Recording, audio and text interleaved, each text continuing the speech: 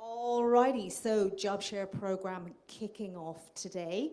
My name is Jade and this is Lorraine. We manage National Talent Academy Crew East and Crew West, which is part of the National Talent Academies Screen Ireland initiative.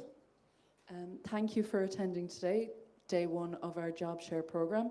This is a pilot program that has been designed to explore flexible working arrangements for freelancers within the screen sector, a practice already well established in various other industries. This pilot program is being delivered in partnership with Raising Films Ireland, Screen Guilds Ireland, Screen Producers Ireland and TU Dublin. We are all here today to say welcome, and we are delighted to have you here on this extraordinarily beautiful sunny day. So well done everybody for being indoors today. We really appreciate it.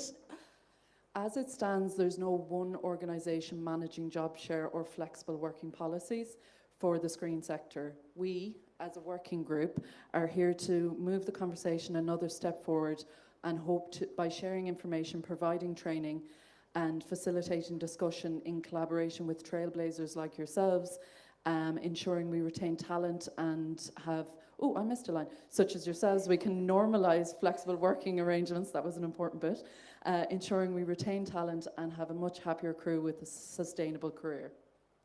We know that adapting to flexible working involves some challenges, and we might not have all the answers right now.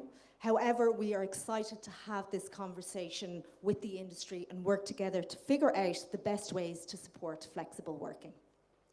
We are very happy to have Michelle Reynolds here of ReelTime Media, formerly Share My Telly Job, here with us today to facilitate these sessions as she will introduce herself. We are now handing over to one of our stakeholders, Ailish Bracken, Chair of Raising Films Ireland. Thank you. We job shared that. Very good, very good. Thank you very much, and thank you for introducing me. That takes one thing off my list. I would like to say as well, I am the chairperson of Raising Films. I'm also a member of, I'm a crew member, I'm a line producer, and I work in the film and TV industry. So I am at the cold face of hiring people throughout my year. So who are Raising Films? So a lot of you may know Raising Films already, but for those of you who don't, we are a not-for-profit that seek to shift the culture by creating a more diverse, inclusive and sustainable screen industry for carers and parents. We see flexible working practices as a very practical and achievable way of achieving our goals, and job sharing is one of the backbones of flexible working. So we're really thrilled to be here today with our partners, National Talent Academies, Screen Guilds Ireland, Screen Producers Ireland and TU Dublin, to inform, to educate and most importantly to de-obfuscate a lot of the fears and worries around job sharing. Thank you so much to everybody who made it here today, especially in the sunshine, and to those who made it possible, particularly Jade and Lorraine. You guys should just give them another round of applause, yeah. But also Aisling Malone, who's over here.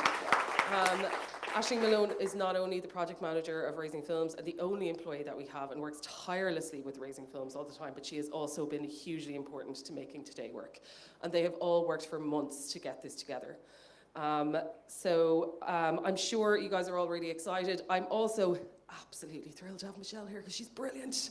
And we're all trailblazers. She is a trailblazer. She did this 10 years ago, 15 years ago. She's incredible. So please soak up everything she has to say. And without further ado, I will hand on to her. Thank you. I've got two. I'm actually, yeah, you'll get me going on for ages. I'm going to pass over to Jess, and I'm going to pass over to you. I don't, yeah.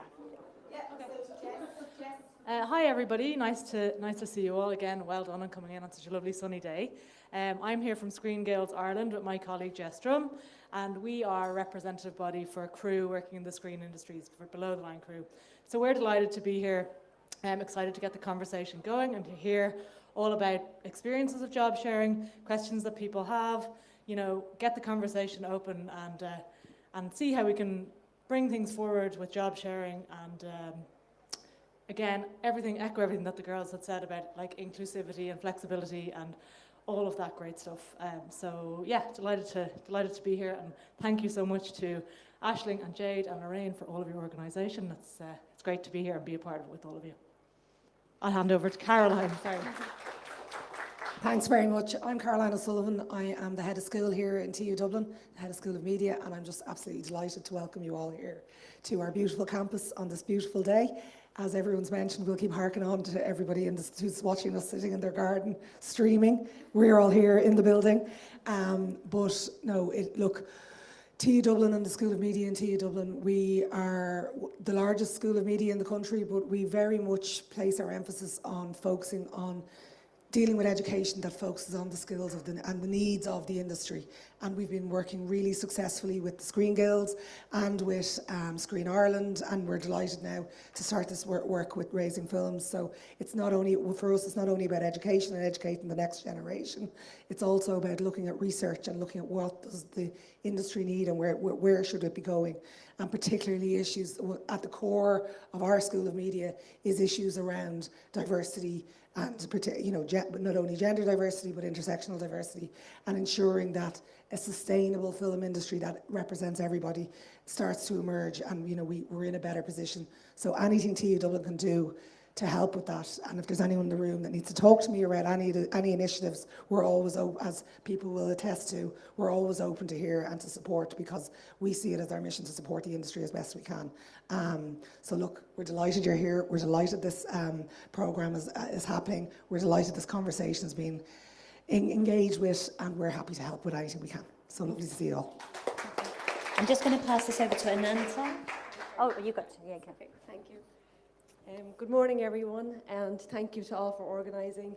So I'm Ananta Kaur, and I work with Screen Producers Ireland in the capacity of HR, IR and Employment Law Matters, and we are very happy to work in partnership with everyone for this initiative, because we think it brings us in alignment with other industries, most importantly, and also it's something that we needed to think about, and by all means we're happy to help and promote job sharing and work-life balance in the sector as best as possible.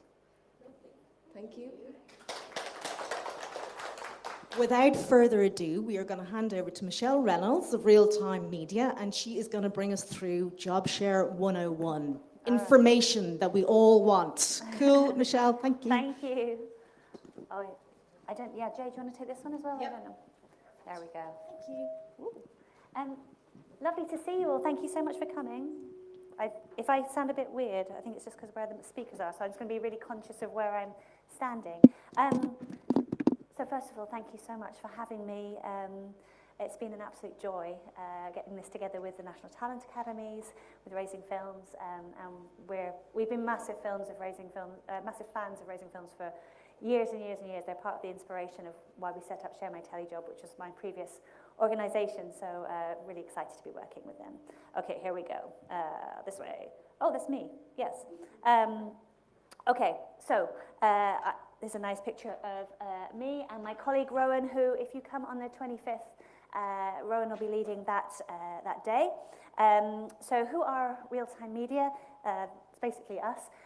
We started off as an organisation called Share My Telly Job back in, I feel like 2016. We kind of became official in 2018. We were a group of 4 angry telly mums. And it was very much a sort of a non-profit campaigning kind of organisation. We'd all had kids and found it really hard to get back into the industry after that. I have 2 little girls, and after they were born, I continued working in the industry. I come from a unscripted background, so I was working in entertainment formats, but also in factual entertainment as well. And we all know the long hours, the crazy locations. I was working on a travel show. It became really hard to combine those things. I managed to get part-time work. Basically, that just meant I worked Fridays for free with 2 screaming children around my ankles. So we set up Share My Telly Job as a way of kind of promoting what we saw and what we still see as the most practical form of flexible working, as a way of initially retaining female parents, mums. We've now it's now Rowan and I. We run this thing called ReelTime Media. We provide training and consultancy for freelancers, mostly in UK. Our industry is based on freelance workforce, but also people who employ them, about job sharing, but also more broadly about good work, which basically kind of boils down to having a happy, a healthy workforce that is an inclusive workforce. Rowan is an academic, so our work is all grounded in research as well as real-life industry experience. Oh yeah, there we go. And that's how this is what we do. So yeah, well, we train managers and we train crew. Okay, so this is kind of a depressing slide, but we're going to just go with it. So what's the current state of TV and film? I think as Caroline was saying, you know, we have a real privilege of telling stories that represent and inspire millions of people. But at the moment, the people making the shows aren't really representative of the people watching it. And we know kind of why that is. This is kind of what the state of the TV and film industry is in the UK, but I feel like there's very similar issues here in Ireland. This idea of a fast turnaround, it means it's always a bit of a scrabble to crew up. And because of that, people always end up crewing up with people that they know, right? It's convenient, it's efficient, you feel comfortable in those decisions, but obviously that leads to a lack of diversity in our teams. The long hours, the remote locations, and at the moment, particularly the financial insecurity that comes with working in TV. I think, you know, a lot of us have been, it's been a rough few years with COVID and then recently the strikes and all that kind of stuff. It means that our crews are burning out, but also it means that increasingly it feels that maybe working in TV and film isn't really compatible with being a grown-up when you have to pay a mortgage, bring up children, you know, have a life. Ofcom in the UK have highlighted the lack of flexible working as a reason that so many talented, experienced people leave our industry. And I talk a lot with broadcasters or studios, and they're very excited to tell me about their smart working schemes that they have. And you know, everyone can work flexibly. I'm like, great. Does that extend to the people actually making your shows?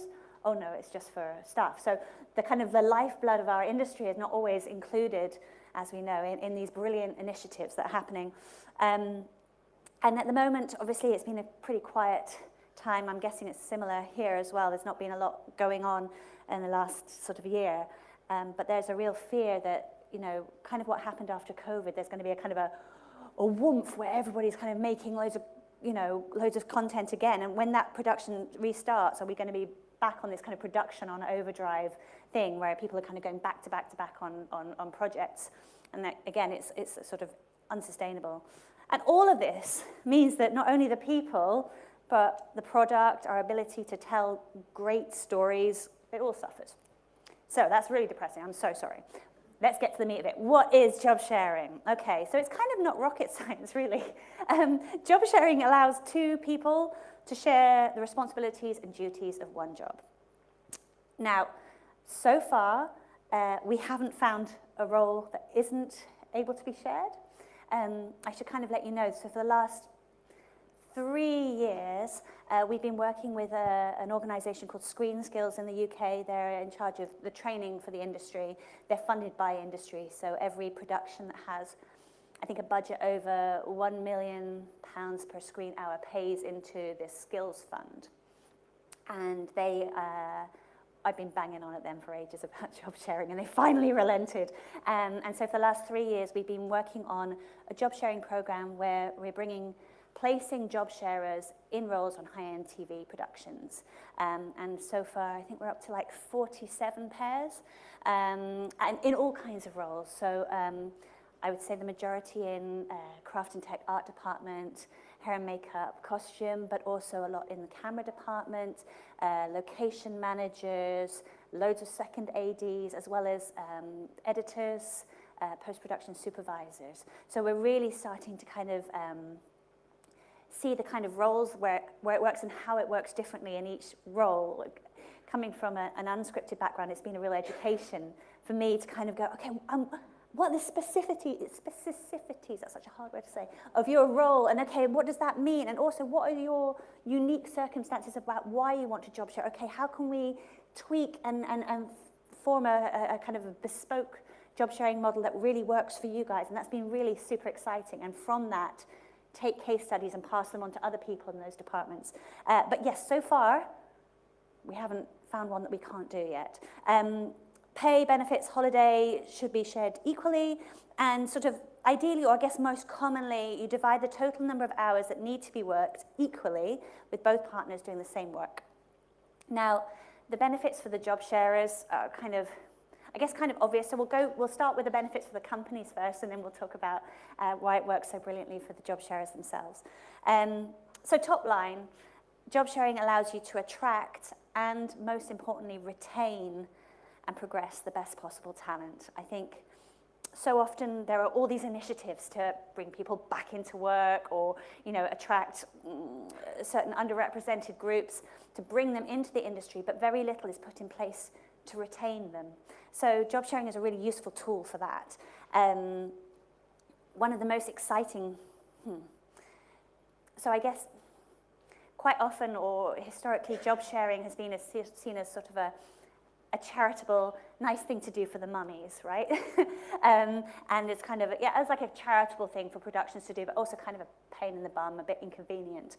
Actually, the brilliant thing that's been coming out of this program is that productions say, or HODs will say, they're getting a better quality of work coming from the job sharers. And again, kind of a no-brainer, but with the right pairing, being able to collaborate, to challenge, to bring different experiences means that you're providing a service that's bigger than any one person could ever bring. So that's really exciting for us. Obviously, we're looking at diversity and inclusion, keeping particularly women through those kind of tricky mid-career years into sort of senior positions, really important. Avoiding burnout, having a rested, motivated crew is so important, especially when you're on these long projects. And then really kind of, maybe a little cynically, but job sharing is great to be able to accommodate illness, caring responsibility, any kind of issues like that, holiday cover. One of our first job sharing pairs, and actually I think we've got a case study from them later on. They were production designers on a long-running show called Waterloo Road in the UK, and they started their job share early 2021, so really still kind of coming out of COVID. So we had job sharing production designers managing job sharing standby art directors in the same team, and they all had COVID. All their kids got chicken pox. One of the standby art directors got pregnant. She went off to have a baby. We brought somebody else in to fill her spot. They're still going 3 years later, and we kind of funded their handover days for their job share for the first 6 months. And the production company found so much benefit from having this team that they now fund their job sharing handover days themselves. And actually, I feel like I'm getting ahead of myself a little bit. I should tell you exactly how this job sharing program works that we run for Screen Skills. So the idea is that one of the most common ways of job sharing is to split the week. So, for example, if you and I were going to job share, maybe I'd work every Monday, Tuesday, Wednesday, and you'd work every Wednesday, Thursday, Friday, and we'd both be in on a Wednesday, and we could have team meetings on that day. We could go on recce's together. One of us could be on set, one of us could be in a workshop, or whatever it is. Obviously, that adds up to 6 days, and the Screen Skills program that we've been running refunds the company for that 6th day a week. So essentially, they're getting 6 days for the price of 5. It's a brilliant scheme. So the beauty now of this Waterloo Road one is that now the company sees so much benefit in having these job shares that they pay for that 6th day a week. They feel like the benefit they're getting it is worth that value. So I tend to go off piece, I'm so sorry. So that's the kind of benefits for the companies. The benefits for the job sharers, I've got freelancers here, but you can be staff as well. Obviously, real time off. I kind of referenced a little bit when I was working part-time. I just worked for free. Production doesn't stop on a Friday just because you're not there. So I was always answering phone calls and emails, of course. We all know that's the reality of TV and film life. When you are a job sharer, your job share partner has it. And unless there's an emergency, you shouldn't really be getting a phone call And how lovely, first of all, but also that allows you to, if you have kids, spend time with your kids. If you're looking after your health, maybe go to a Pilates class, or like go and pick up a prescription, or have a hospital appointment if you don't have to book holiday for, just to have a life. Learning opportunities where the partners have different strengths and experience and this is something that we kind of, when we're advising on who to partner with, and we'll go into this on the 25th a bit more, find somebody who fills your skills gaps, find people who have different strengths, and how much you can learn from that person. Oh, that's how you do it. Oh, that's really interesting. Oh, it's much better the way I do it, you know? Double the creativity, double that problem-solving capacity, having a buddy that you can phone up and go, am I going mad? But didn't we organise this? And now they're saying that. What do we do? That you can problem solve with that person without referring up to your supervisor or your HOD, potentially making yourself feel a little vulnerable, is a wonderful thing. Again, we're avoiding burnout and also doubling your work contacts. That's amazing. That's a really great thing. I think in TV, we're kind of bred to compete a little bit. You know, you don't want to kind of share your secrets because somebody could take them and take your job, right? And actually, in a successful job share, you don't have that competition. You're really, because your success depends on the success of your partner. It's quite a unique relationship where you get to be open and vulnerable and share and learn from each other in a way that I think it's quite rare in our industry. Okay, so who's job sharing for? Job sharing is for everyone, initially, it was certainly mums who came to us. You know, we were 4 telly mums at SMTJ, and it was mums who came to us going, I've worked in the industry 15, 20 years, and suddenly I don't think I'm employable, right? It still happens. I spoke to this woman, it broke my heart, actually. I spoke to this woman last week. She works on these like really tough, like SAS, you know, going out into the Antarctic, like really hardcore kind of production. She's a PD. And she has a 3-year-old little boy, and none of the people that she works with regularly know she's a mum. Because she said, I didn't want to say because then I won't get the next job. I was like, if they knew how badass you are, this is amazing. So, but this is like a normal story, and it's a heartbreaking story. So, but definitely since COVID, we've had people coming to us for a multitude of different reasons. And actually, particularly recently, I think with the industry being so in flux and in a sort of weird place, we've had people coming to us saying, I want to job share because I want to be able to have a secondary source of income. I can't put all my eggs in the TV and film basket anymore. The strikes, COVID, all that kind of stuff. So actually, you know, I want to be able to run my events company, run my wedding photography company, you know, write my short film, whatever it is. So, and actually, interestingly, we always thought of job sharing as being something for mid-career people, but actually we're getting a lot of runners, new entrants coming to us saying we want to job share because that's going to let us keep our bar job or keep my job in the shop or learn to drive or do some, you know, and have that, so when their 2-month running gig finishes, they're not suddenly unable to pay their rent. So actually really interesting from a kind of a new entrance point of view, and also just having a buddy to navigate this weird, bonkers world that we all kind of find ourselves in is very important. So obviously, but kind of the 3 kind of main groups that come to us, parents, we all know that just sort of the long hours, that kind of pace is very incompatible with being a mum. There's no nursery that opens at 6 and closes at 8, 9 o'clock at night. And typically, the women who do stay in the industry, their careers tend to stagnate. You know, it was always a classic thing of when you're a mum, you become a talent manager, you go and become an edit producer, you stay in casting maybe. And actually, you know, this will allow you to stay in the industry and progress. And I think that the other thing about job sharing is it doesn't have to be forever. It can be a tool that gets you through those kind of tricky years, and then you can go back to full-time, and then you can go back. It's a really flexible tool. We've been working a lot with disabled and neurodivergent people. You know, one of the biggest issues in our industry that means that it's unsustainable for disabled and neurodivergent people is it's really stressful and tiring. So on the kind of most basic level, job sharing allows you to have genuine time off, someone to share that load with. You're able to book in medical appointments without making a big deal of it. And we've been working a lot with neurodivergent people. My daughter has ADHD.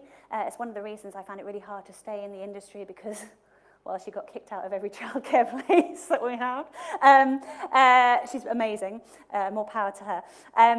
But finding somebody who fills your skills gap as a neurodivergent person is really exciting. You know, for my daughter, I think she'd be amazing in development. She's great charisma coming out of her pores. She's full of, you know, energy and great with people. Could I ever see her actually filling out an Excel spreadsheet? No. So finding somebody who kind of would fill that part of her skills gaps, amazing. And then, you know, we're currently actually working on a return to work program. And a lot of people are returning to work after burnout, particularly after COVID, when it was that crazy time, you know, and yes, people were getting paid a lot of money, but they were working some big hours and it just wasn't sustainable. So actually allowing you to kind of ride through that feast or famine lifestyle is great for mental health. So at ReelTime, we sort of talk about a lot of solutions to the kind of some of the problems that we've highlighted. I think having more time generally to do stuff is a really key thing. You know, more time for hiring, to be able to hire in a different way, not just hire the people that you always rely on. More time to train your crew, more time to put adjustments in place, more actual time in the schedule so that you're not having to work these crazy hours would of course be amazing. Until we get that, job sharing is a really nice kind of a tool. But the big thing is kind of this idea of an inclusive workplace culture coming from the top down. You know, as much as we push from below, if management aren't on board, then, you know, we're never going to have that kind of really big change that we need. So we work a lot with management on how to implement flexible working policies, how to manage people who are working flexibly, and kind of getting them to kind of look at their practice and sort of challenge where any kind of bias might be. And then lots of policies that we can advise on. And, you know, job sharing, which is, I think, the easiest thing to put in straight away. How are we all doing? Is everyone all right? Okay, good. So just of interest, I'd really like to see who in the room, has anybody in the room job shared before? Yes, yes. Is anybody in the room interested in job sharing in the future? Oh, lots of hands, that's fantastic. Is anybody in the room interested in managing job shares? Would you be open to managing job shares? Okay, so you can see the will is there. So let's talk about how that works. And obviously we'll go into more detail on this on the 25th when there's a whole chance to meet the one or the ones. But yeah, let's talk a little bit about that because it's not easy. Like, job sharing is not easy. The concept of it is pretty easy, but actually finding the right person can be quite tricky.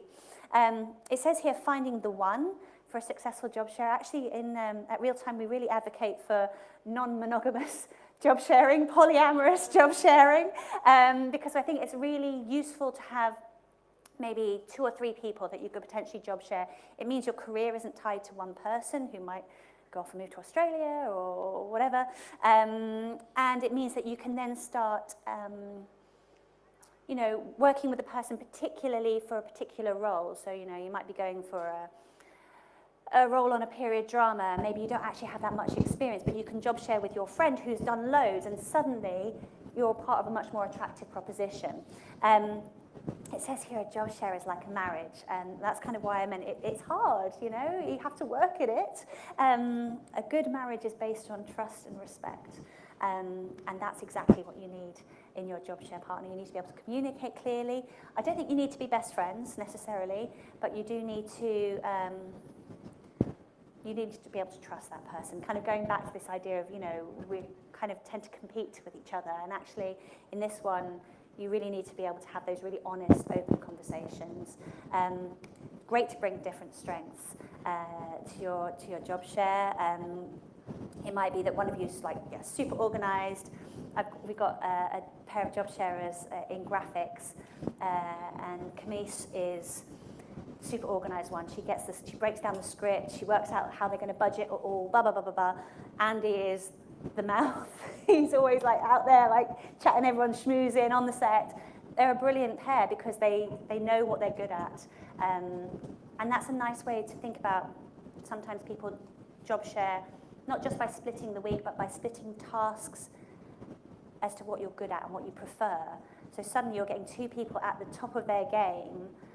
Maybe they're in costume, forgive my ignorance, but one person's great at making bonnets. They bloody love a bonnet. So they're going to do all the bonnet stuff, and the other person's great at petticoats. Great, let's split it that way. So you don't necessarily have to just split it by time. You can split it about what you're really into. And then, your HOD suddenly getting these two people making amazing work because it's what they love. Having said that, I think it's really important to have a similar level of experience. We quite often get production companies coming to us and say, we want to step up this production coordinator or junior production manager up to production manager. Can we pair them with somebody who's more experienced? And I'm always a little uneasy about that setup. It can work, but I think it's almost not, it's not really a job share. I think it's more like a mentoring thing, because what tends to happen is if you've got a difference of experience is that the person who's more experienced tends to do the lion's share of the work. The rest of the team will wait for that person to come in on those days to ask all those questions. And then the other person who's maybe less experienced kind of feels like admin support or something. Do you know what I mean? Or maybe doesn't feel like they have the authority to make decisions themselves. They have to refer to the other person. So I would say that the most successful, it can work, but I think the most successful job sharers are two people who have the same level of experience, someone you trust to do exactly as good a job as you would do. And to discuss your commitments, I think it's really important to be open between you about what you can and can't do, what your boundaries are, and then to defend each other's boundaries. I think it's if you know what your commitments are, why you can do those hours, why you can't, then it's easy for that other person to say to a director, no, you can't phone her now because she's doing bedtime. You can talk to me, and then I will pass that on at a suitable time. And it's about kind of defending each other a little bit, being a team, right? Being a team, work as a team. It's really important that, to all intents and purposes, you are one. For the rest of the people around you, they relate to you as if you are one person. My friends Karen and Amy became Karame because they were very much one person. And then, of course, you're going to have problems. Of course, things are going to mess up, and inevitably the person is going to do something a bit differently than you would do. But you keep that behind the scenes, and you work it out between you. But to everybody else, you are one team, one dream. Okay, here we go. So, how to structure a job share. And it's really important to be flexible so that you're suiting the arrangement not only to your needs, but to the needs of the production and to the needs of the role. In all of this, you should present as one voice, you should both be on the same rate, and you should be able to communicate not just with each other, but with your HOD. So common ways, we talked about it earlier, is splitting the week is a really, I think it's quite it's common because it works really well. We also have people splitting the day. Quite often people like makeup artists, maybe if they've got really long days, there's lots of prosthetics. Maybe they've got people in the chair from 5 in the morning or something. You can have somebody working from 5 till lunchtime. You have a handover over lunch, and then the other person takes it to the end of the day. We've got second ADs who work like that as well. Production love it because there's no overtime. So that's kind of another way of doing it. I've had people do day on, day off. I've had people do week on, week off with a handover day on a Friday. I've had people share by location, by filming block. So really, there's no kind of, I don't know if this is good or not, but there's no kind of set way. It is in its nature flexible, and it's to do with, what you can do, what works for the production. However you decide to to job share, the key thing is to make sure your supervisor is in it with you, that you kind of put it all down before you start, and that you tweak as you go along. You know, I think in TV quite often, because it's often kind of short contracts, maybe you're only working with them for like 4 or 5 months, it means that you put up with a lot of rubbish because you're like, oh, it's only 4 or 5 months, I just need to get through. And then you get to the end of it and you go, oh my God, I'm never working with that person again, or oh, I'm never going to do that show again. You know, because working in job sharing is a new thing, it gives you the opportunity to kind of go, how's this working? You know, how is the communication? Is this working for you? Or, you know, why did that go wrong? What can we do to fix it? You know, and just little tweaks. And when we talk to managers, I mean, that's the biggest thing, is kind of using that. It doesn't have to be labor intensive, but using a kind of feedback model where you're checking in once a week, once every 2 weeks. How's that going? Why did that person go round us and end up speaking to that person? It just means that you're not, you know, ending up hating it all. Oh, here we go. I don't know. Here we go. Job sharing myth busting. Okay, so some of you might have some of these concerns. So let's talk about it. I think it's really important. So, obviously, the most common one involves money, right? It's all about money. So employing job sharers will cost the production more money. Now, we've spoken a little bit about the program that I'm running, where Screen Skills pays for that handover day, that 6th day. So that's one way, obviously, to get some funding. However, in unscripted formats, which is my background, job sharing's been going on there for ages, and they don't have the money to pay for that extra day. So what tends to happen, if I pick on you again, madam, I'm so sorry. So perhaps I would work every Monday, Tuesday, you would work every Thursday, Friday, and then we'd take turns to work the Wednesday. So we kind of flip-flop that Wednesday. It means that there's no extra day. It means a little bit more work for us to hand over outside of our office hours. Maybe we have a phone call with a glass of wine on a Friday, on a Wednesday, maybe on a Sunday morning we sit down and go, okay. It means that our handover documents, tech that we use, need to be really on it. So let's talk about how that could work. So maybe you and I, we have a shared email address, you know, and in our email signature, it's Michelle works Monday, Tuesday, and every other Wednesday, her number is this, and I'm sorry, I don't know your name, works every Thursday, Friday, her number is this. You know, we could use Google Docs. So we've got a really, a great handover document where we put everything in, from this is what was said in this meeting, to this actress really hates the blue dress, we need to work out how we're going to fix that, to they're clearing out the fridge on Friday, so get your lunch out of there, or whatever it is, right? Like every little thing, and it has to be those little things that you kind of think are unimportant, because we all know it's those little conversations that are happening in the background that end up biting you in the bum. So it's making sure that you're really over all that. But yeah, there are ways to job share where it doesn't cost any more money. So much more work is involved hiring 2 people instead of 1. We've got Elaine coming later on, which I'm sure we can kind of talk to her about this. But really, I mean, the only extra work really should be raising 2 contracts and adding 2 people to payroll rather than 1. Job sharers will slow the work down. In our experience, that's actually, I mean, of course I would say this, but actually, people tend to be more efficient as they're job sharing because, well, for a number of reasons. I think because, one, you don't want to leave your partner in a mess, so you kind of go above and beyond to make sure that you're handing over something that's in a good state. So you tend to kind of finish things off. You tend to put things that were kind of just flying around in the back of your brain down, which helps you kind of problem solve. We recently had, this was in an unscripted format, we had job sharing editors and job sharing edit producers in the same edit. So 4 people doing 2 people's jobs, essentially. And they told me, I was like, oh God, okay, good luck. And they said it was the most calm and efficient edit they'd ever been in, precisely because nobody wanted to you're accountable, right? Nobody wanted to let their partner down. Everybody was on top of their game, and because of that, it just went beautifully. We get this a lot. Job sharing won't work on new formats, only on long-running established series. I think there is something to be said for if you are nervous as a production company about bringing in job sharers, putting your first job share pair on a show where there's already a machine. You know, you kind of, people know you've got all the templates established, you've got the ways of working established. It's kind of easy to slot them in. There is definitely something to be said for that. However, I think job sharing is great for new formats when you're developing ideas, when you're creating, because you've just got double that brain power. So I think don't be put off putting job sharers on your new format. We'll have to do everything twice. This kind of gets to the nub of it, I think. As a job sharer, you have to make sure that you are over it. You have to take responsibility for being that one team.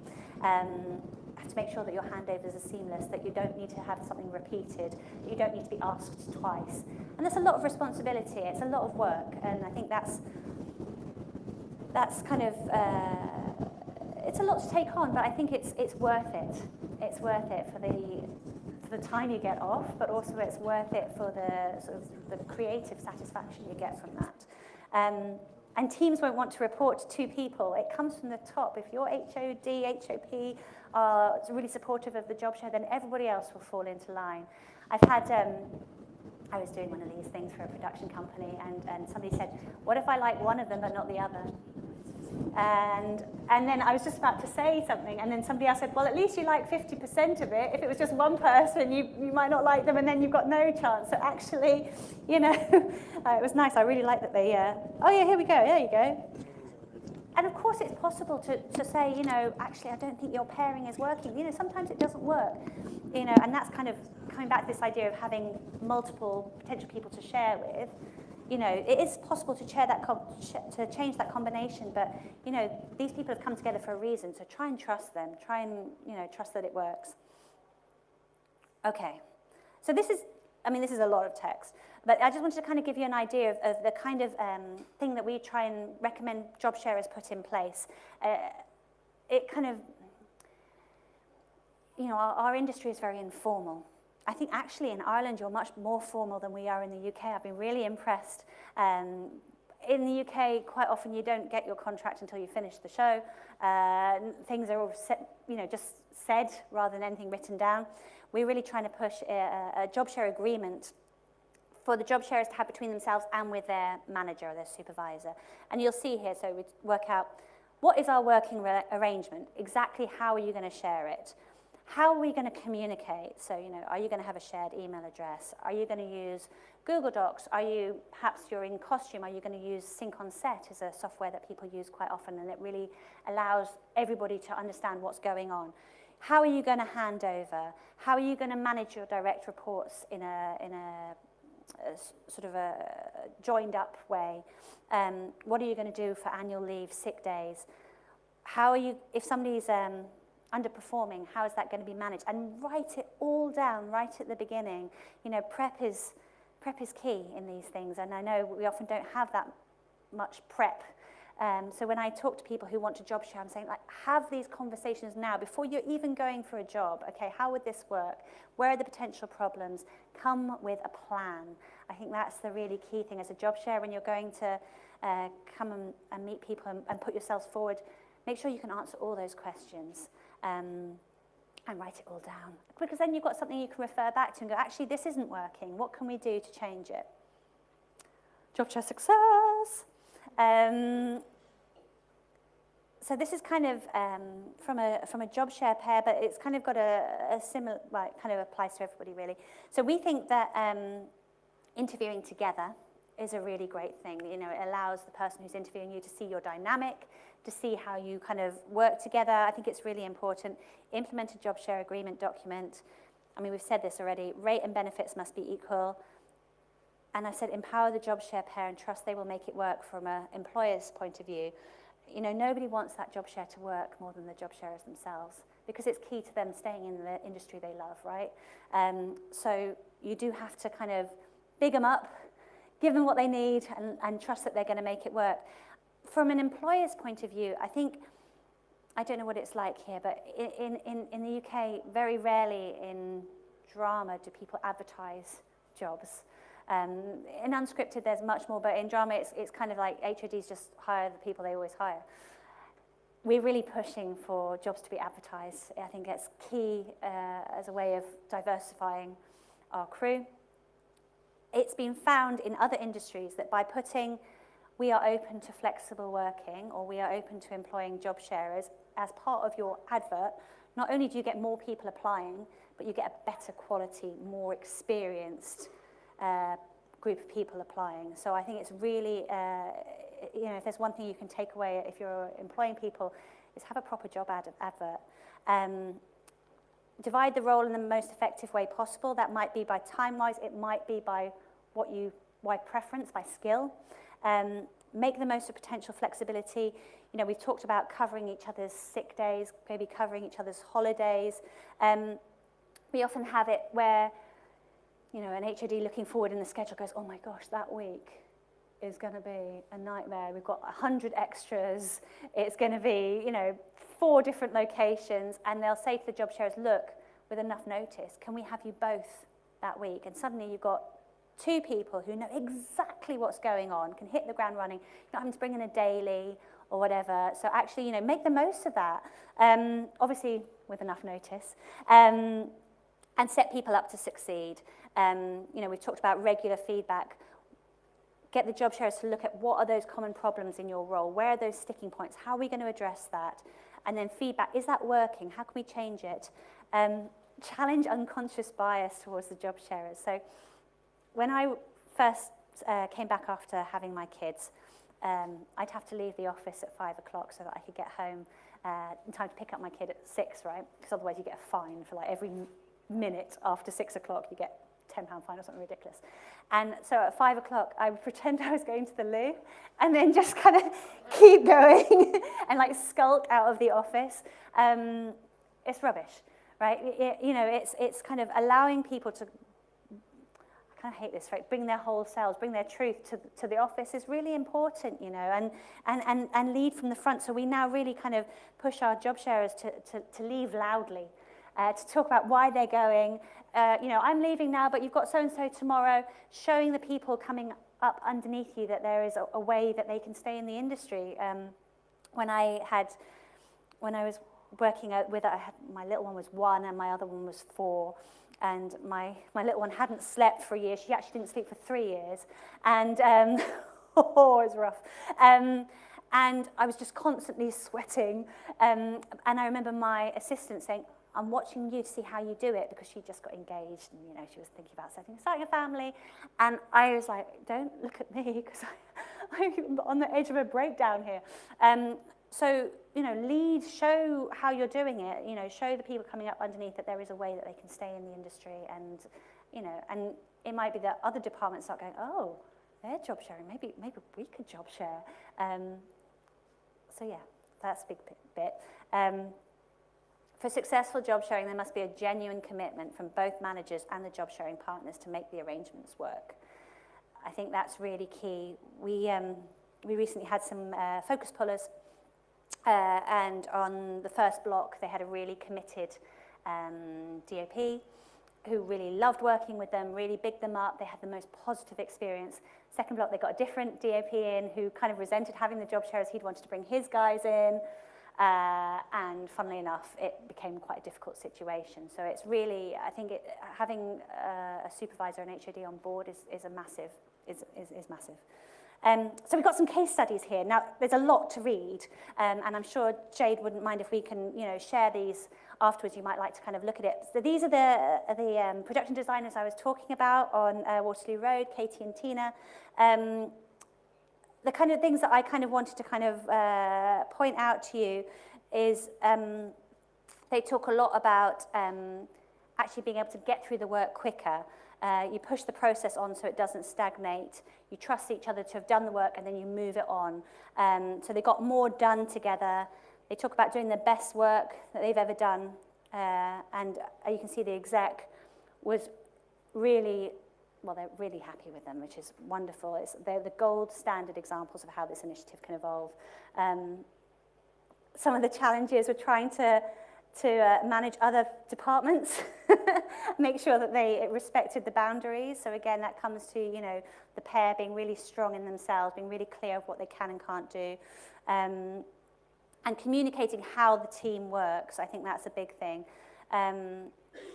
But yeah, especially on Waterloo Road, which has been running for 3 years, you know, being at that level as an HOD for 3 years, that's a lot, right? That's a big job, and they found that they've been able to manage that, have their kids, you know, in a really healthy way. So it's such an exciting one for us. And then we've got Kirsty and Belle, who are set deck painters on Outlander. They were some of the first job sharers that I met working in drama. And what I loved about it was, so Kirsty was a new mum, and Belle, she was slightly older, and she wanted a job share because she wanted to do her own work. She's an artist, so she wanted to paint and sculpt. And what she found, and I think it says here at the bottom, sorry, I don't know why these aren't fitting on the page, but anyway, it said, the job share has meant that Kirsty and I have been able to pursue other work and in turn brought new techniques and ideas back into the workshop. And I think that's such an exciting thing. And when we talk about diversity and when we talk about, you know, excellence, actually stepping away and being able to bring in other influences, being able to tell stories more authentically, this is kind of allowing that to happen. In the edit, we talk a lot with job sharing editors who say, actually, being out of the edit suite, out of that black box for 2 or 3 days a week, you know, I'm suddenly doing my teeth or I'm pushing my kid on a swing, and suddenly I go, oh, that's how that works. It's almost kind of like letting your brain open up and not be in that fight or flight situation, which we often find ourselves in our industry. Actually suddenly allows the creativity back in, which is what we all want, right? I'm just having a look at the time. We're all right. Good. So next steps. So we were talking a little bit about how jobs are advertised or how you apply for stuff. And Jade brilliantly told me all about the Screen Ireland Screen Crew and Services database. And it allows you to promote yourself as a job sharer, which is brilliant. So you can go, as it says, you can tick your working options, whatever you need, and you can change that as your circumstances change. I think it's the working options highlighted in yellow, which way you can kind of say that you're, you know, interested in job sharing, and that's really exciting. It will allow you to find job sharing partners, you know, and I think that's for anybody who wants to job share. I think now's the time, you know, to kind of start going, who do I know, first of all? Who have I come up with? Who have I worked with that I know is good? Who do I respect their way of working? Who can I see myself kind of bouncing off? And they might be at the similar sort of stage of life as you, and start having those chats and coffees, and also start talking to trusted supervisors, managers, you know, who know how good you are, and say, you know, I'm thinking about job sharing, what do you think? And those conversations, without pitching for a job, but those conversations are great because they might go, oh, I love the idea, but I don't know how it would work with this. And you go, right, that's what I need to work out. How would it work with that? You know, and start kind of realizing what the questions are that you need to answer. So anyway, do go and create a profile on this database. You can see where it is. Register your profile there, mscs.openbrolly.com. Brilliant. But you could do it right now. And then next steps for you guys. I've talked a little bit about it. So, oh gosh, this is a really big slide. I'm going to do that.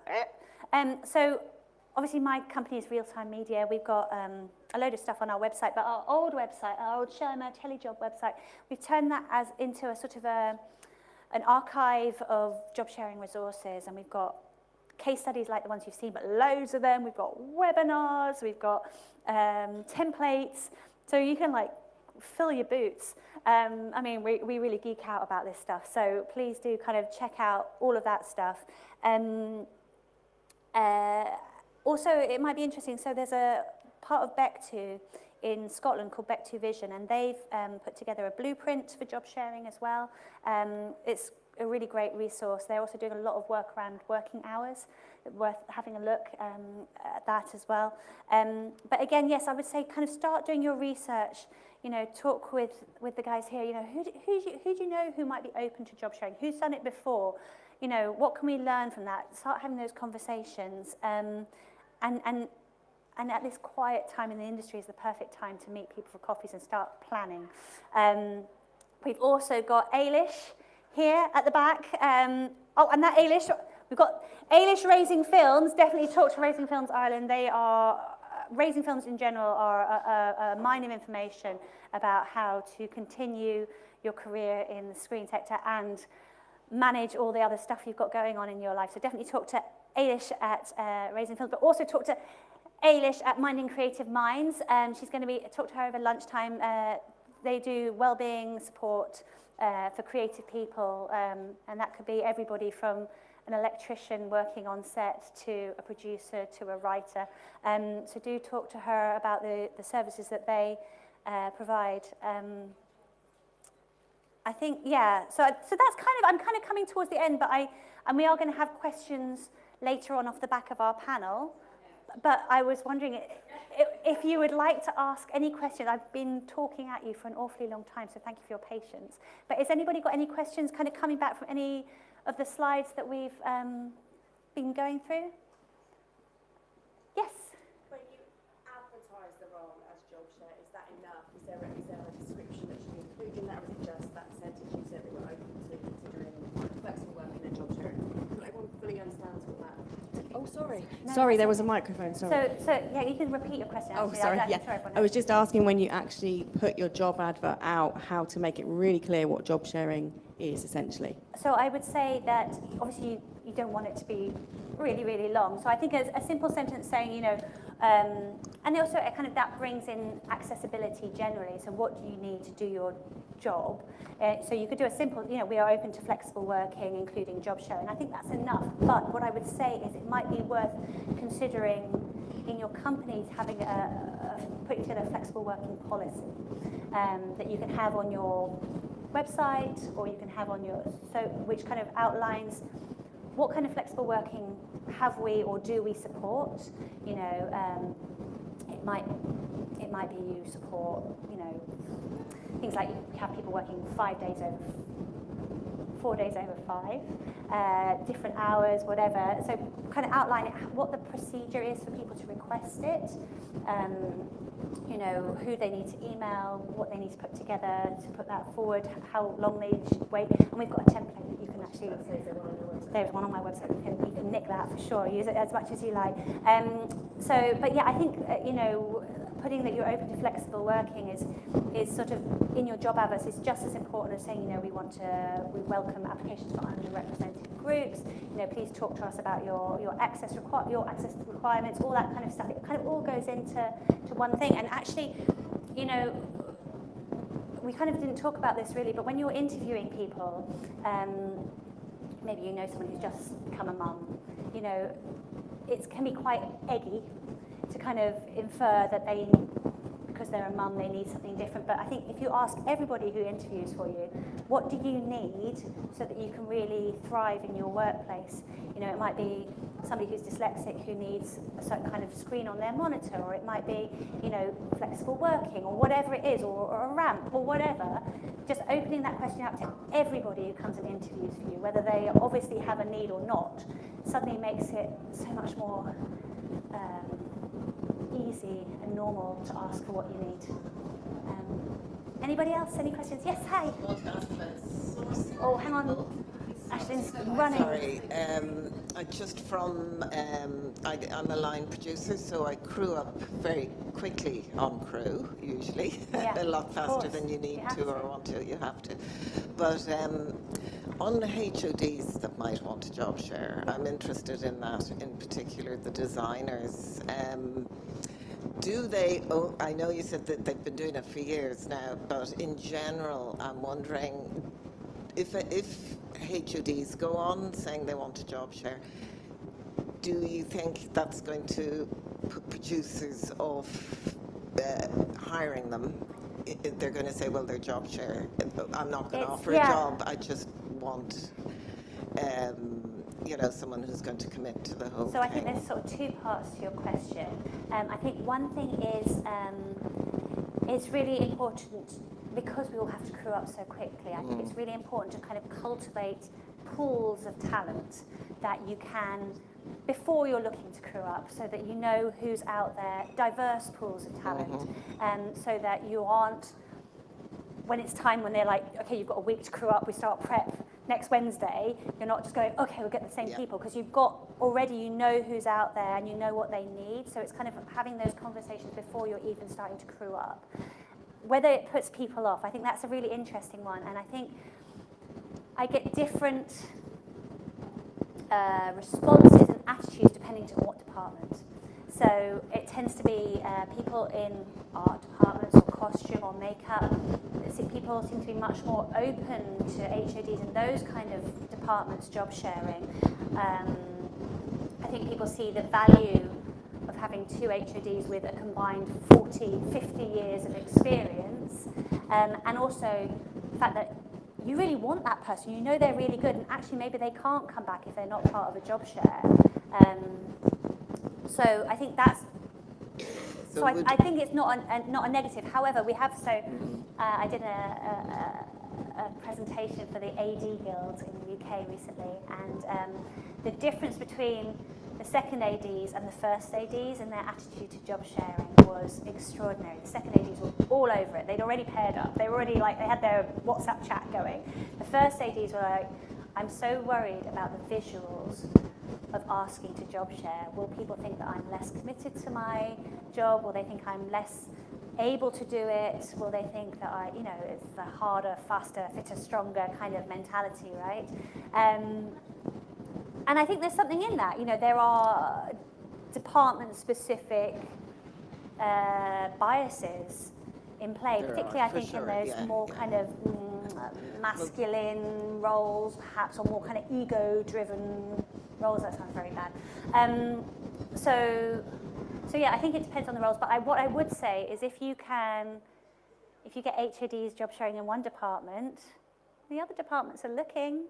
And then actually something like, oh, well, actually they're doing it. Maybe that could work for us. And so I think it can spread. I hope that's kind of... I suppose my question as well is for, you have a database, do you, that people go and they put their name down? Yeah. So if somebody puts their name on that, are they kind of saying, I only job share? No. Or they can... And I think if you job share, it doesn't mean you're a job sharer for life. It's just something I'm open to job sharing. Exactly. And it's, and I think I was talking to Sarah Putt, who is an agent, and she's also, I think she's chair of BAFTA at the moment, and she's super excited about job sharing as a way of bringing back experienced talent from kind of semi-retirement, like people who've kind of worked 30, 40 years, amazing at their jobs, but they just don't want to work 15-hour days anymore. But actually, if you can tempt them back with a job share, then suddenly you're bringing that talent back in. So yeah, we do have a database, and obviously what we're hoping with the, with this is that this is what this becomes, right? This allows you to kind of find people. But yes, it's sort of saying people can be on that database whether if they're open to job sharing or if they definitely need to job share. And I think it's a conversation, right? Again, it's like, what do you need to be able to do your job to your best capacity? Again, I think if, as you said, somebody like an agent is going to endorse it, that is going to make a huge difference. Yeah. I think from when it comes to HODs being able to consider it. Yeah, also I'm just introducing that idea, right? I think you're right, because rather than losing people... When crewing, you're selling people that you're recommending to the producer, even as a line producer, same way an agent does. Yeah. And so that's where it's difficult to get it over the line. There could be somebody I would love that I think is brilliant, and my heart breaks when the producer goes, no, you know. And it's very hard for me to place people cold. Like when I place a job share pair, pretty much the production knows at least one of them is brilliant. It's very hard to kind of make them take a perceived risk on placing two people that they don't know, right? So for the job sharers, in a kind of way, it's great. As a job sharer, you're kind of doubling the amount of people, the number of HODs or number of production companies that you've worked with before by being associated with that other person. But yeah, it's still a push. Thank you. Gentleman at the back there. Oh, hang on. Oh, it's coming to you. There we go. Thanks, Michelle. Hi. And thanks so much. And Adrian Devan, Hi. you introduced me to all this 6 years ago, and I've been trying to carry it on every production that Yes, I've been on since, so thank you. And nice to meet you in person. Thank you. I just wanted to add one thing to your amazing presentation, and it's just something we did on Rec up the north, whereas we had a split day. So the two mums who were in the costume department, one wanted to do the morning, the other wanted to do the afternoon Yeah. because of childcare and partner hours and so on. And it really worked really well. I'm And so glad. it's often slightly forgotten about that. You can actually split the day as opposed to the 2-3 day week. 100%. And I just wanted to add that. But No, I'm thanks so very glad, much. and I'm so glad it was a positive experience. I think, costume has been a massive success story. We've had loads of job sharers in costume. I think it works really well. I think the teams really rally around each other, and I think they're so used. Any department where you get dailies or you have shifts, you're pretty much already job sharing. It's just another word for it. So, it's kind of trying to take that fear out of it, that actually it's not such a massive deal. I just listed them. On the last 8 productions I've worked on, we've had job shares in most departments, mostly in the UK, trying it in here, at home here as well. But That's yeah, fantastic. Well, I'm I've sure you'll not have lots of people 100%. coming to talk to you at lunchtime Well, about after that. you. Thank you, Adrian. Thank you so much. Oh, she's coming. It's a bit hot for all this, running around. Hello. Yeah, perfect. Cool. I just wanted to raise something, and it kind of follows on from Annalise's question, and it is around, and I know when we were organising this event, there was a question around a stigma attached to job sharers and the fear for crew that if they requested this job sharing thing, one, that they'd be perceived as not able for the job, and then 2, that they would get permanently pigeonholed as just a job sharer. And I just wanted to bring that up. I think the stigma element, we definitely collectively, obviously we're all interested here in the idea of job sharing and promoting it to ensure that we stay in the industry and we retain talent, etc. But I do think it's a cultural responsibility of all of us here to take those risks and to push for it so that the stigma dissolves, essentially. And I would say, just with the Screen Services database, that you can update your profile at any time. So it's not that you are permanently known, your digital record is not permanent as a job sharer, if that's not what you want, that when your circumstances change, you can then change your working options that you consider. So if it's just full-time that you're interested in, that's what employers will see. But if you're open to all forms of working, you can also tick all the options. But just to say that. And I just wonder your thoughts in general, Michelle, on the stigma and how you've seen that change in England and how that's changed for people within the screen industry. Thank you very much. That's a really good question. So I think coming from an unscripted background, job sharing was much easier to kind of put in place in unscripted. I guess maybe that's where my contacts were, but I think also generally everyone in unscripted has at some point done somebody else's job. Like most people have been a runner, a researcher, done some casting, gone into the edit. Most people have gone on shoots, whereas in drama it's much more, you're in your department and the departments don't necessarily communicate all that well with each other. And I think there's very much of this is how it's always been. This is how we do it, right? And you can't make change because this is how we do it. And I think a lot of that feeds into the fact that there's no time to step back and look at your own practice, to look at how you run your company, because it's always such a go, go, go and mad dash and putting people together and letting them go. And I think, over lockdown, I think there was a little time to kind of examine, okay, how do we want to employ people? How do we get more diversity into our crews? There's a fear now that there's less work, that all those initiatives are going to be lost somewhat because you can employ anybody, because everybody's out of work. So I think it's important to keep up with those initiatives. With the stigma, I think everything's impossible until you do it. And, when we first started talking to drama companies, they were like, oh, it's a great idea. Yeah, no, it wouldn't work in drama. Oh, no, we had very strong pushback from a head of production, really successful head of production, big production company in London. Oh, it wouldn't work in makeup because, the makeup artist has a really unique relationship with the actor. They wouldn't want to jeopardize that relationship. The actor wouldn't want to work with two people. We have had so many makeup artist placements, job sharing. It's fine. The actor would much rather have their chosen makeup artist half the time than not at all. So it's all those things, it's always impossible until it's done. And, you could never have job sharers in the camera department and then, oh, actually, they're doing job sharing and all those, let's give it a go. Oh, no, it works fine.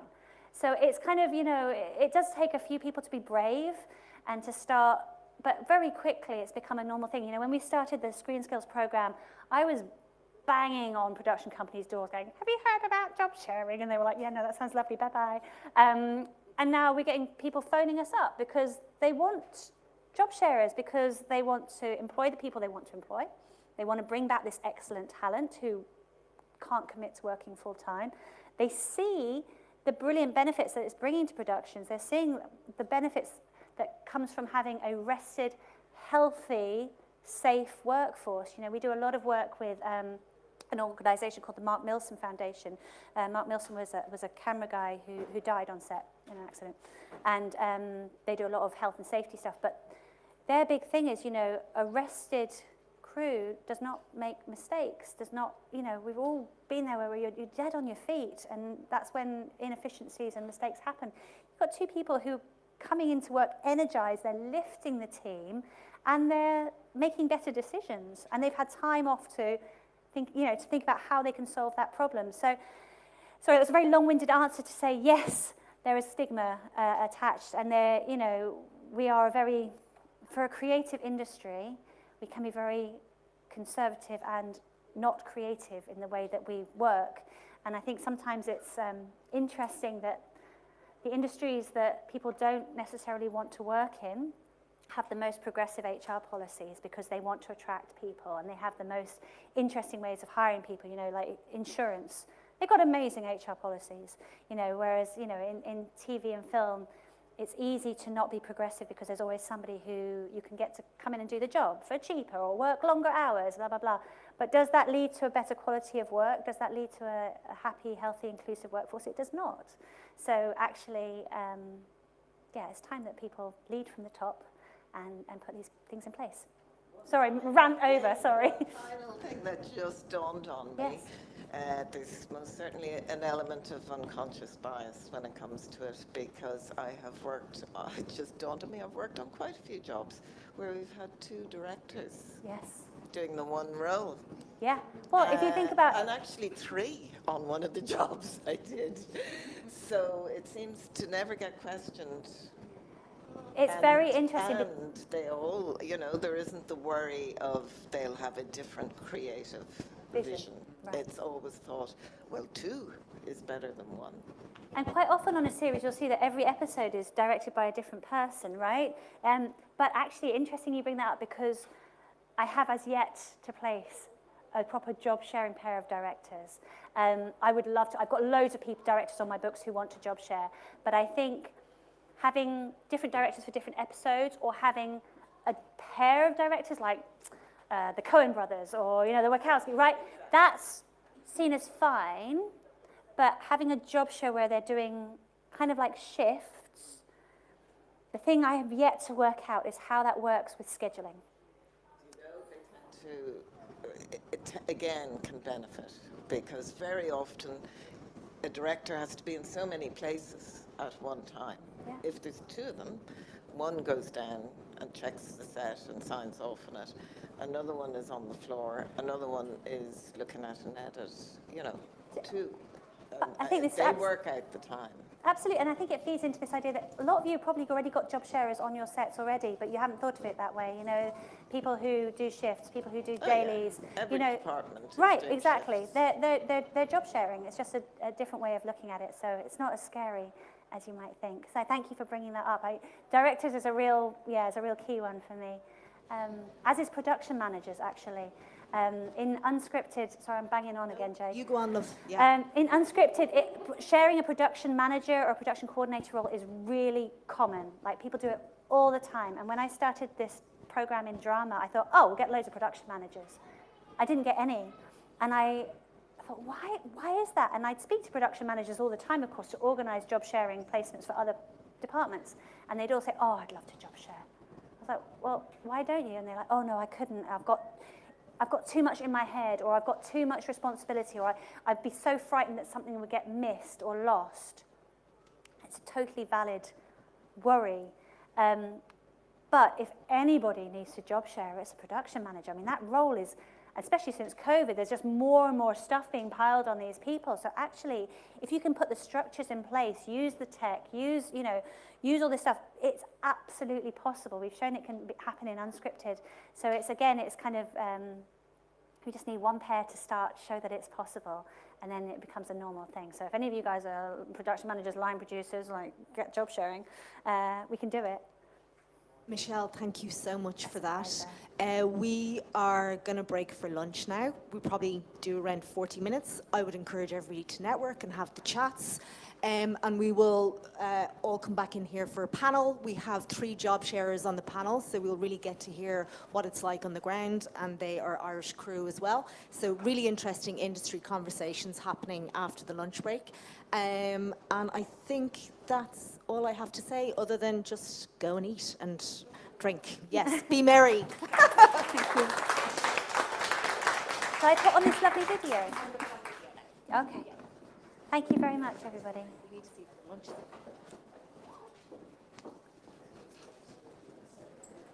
Whew.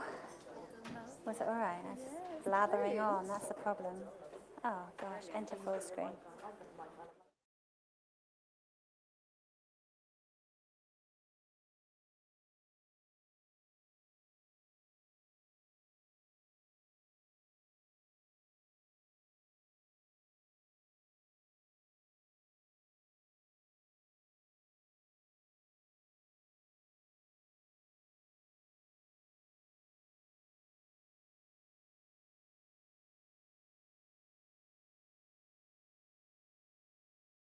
We open on Jill.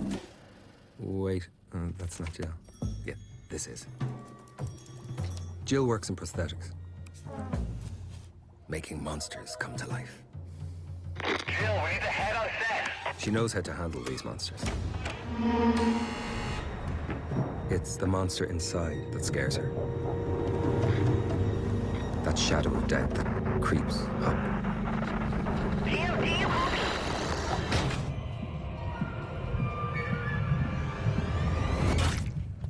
And even when the pressure's off, That's it, final check, quickly.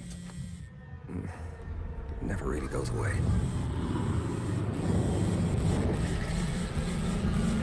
That's where we can help. Text HI to Mind and Creative Minds for free mental health services and counselling for all creatives in the screen industry. And we can help you to shape your story. Supported by Fee Share, Screen Ireland, for the story makers.